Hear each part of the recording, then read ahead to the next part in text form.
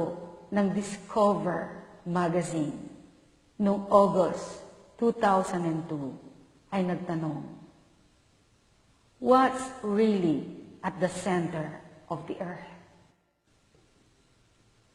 Ayon po sa ating pinag-aralan, alam po natin kung ano talaga ang nasa gitna ng daigdig. Jesus told us, there is a lake of fire with millions of people burning, weeping, screaming, wailing, and gnashing of teeth. Sa isa pong kilalang newspaper sa Finland, ay nag-appear po ito.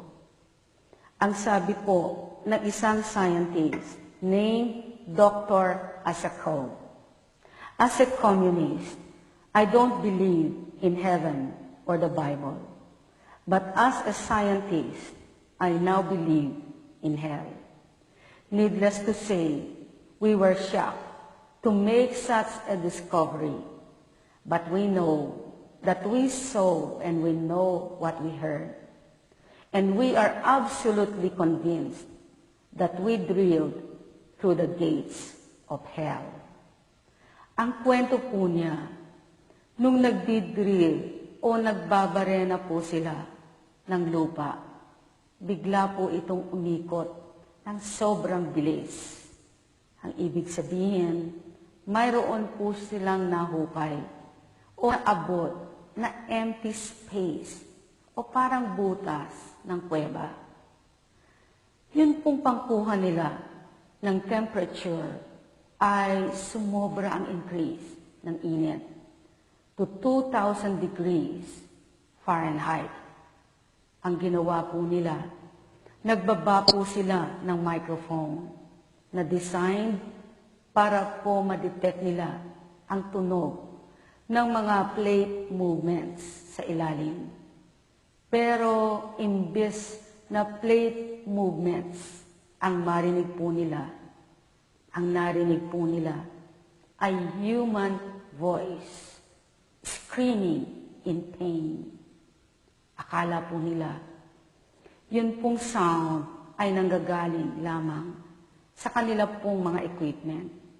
Pero nung gumawa po sila ng adjustment, ang masama po nilang suspicion ay na-confirm. Ang sabi po nila, the screams were not those of a single human. They were the screams of millions of humans. Ang narinig daw po nila ay ang mga sigaw, hindi ng isang tao lamang, kung hindi milyon-milyong tao ang sumisigaw.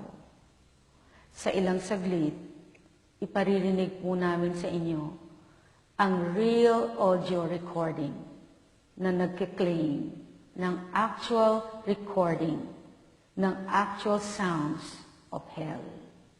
Again, pinaalalahanan ko lamang po kayo.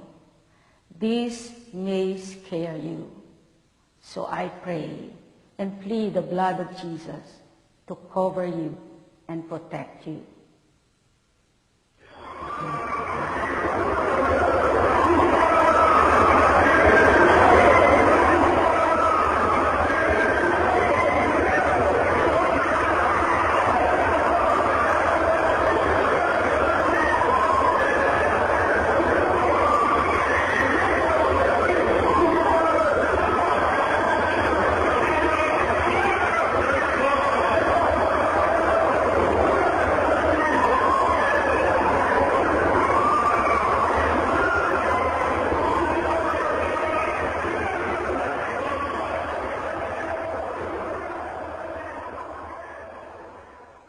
Nakakatakot, di po ba? Kung tutuusin, ang sound po na narinig ninyo ay filtered na sapagkat hinigop lang po ito at narinig mula sa isang microphone.